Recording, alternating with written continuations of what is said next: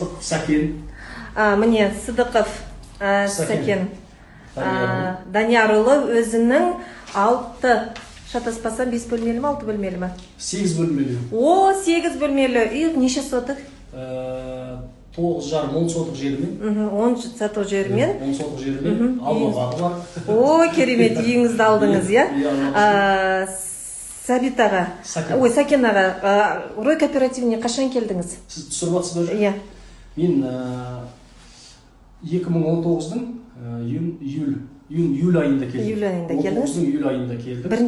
Біріншілер болып тіркелдім. Ол кезде Рой кооперативтің офисі, мынау АХБК ескі АХБК, қазіргі не деген бар ғой? Бұл Жұбанованың бойында бұл. Гранд парк. Гранд парк, қарамағасында бұл. Сөзге тіркелдік, кірдік. Ең бірінші стройкада бірге істеген намазхан бауырым, өзіміз бірге намаз оқитын болып, жамағат болып, сол стройка жұмыста.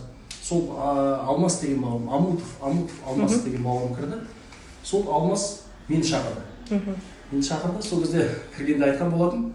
Сеніп келдіңіз ба? Сеніп келгенде, менде ондай сенбестік деген Алла тағала өзі жүректі бір сездіртеді, ондай болған жоқ. Өйткені бір Аллаға тәуекел еттім, бір Аллаға ғана сендім. Өйткені адамдар бір-бірімізді кейде етіп атамыз жаңа, Алла өзге бір Құдайға сеніп кірдім, мен Аллаға шүкір, уақытым келді алдым. Сосын өзім жаңа Алмас деген бауырым карантиннің алдында алып кетті. Машалла. Ол алды. Ол қай жақтан алды?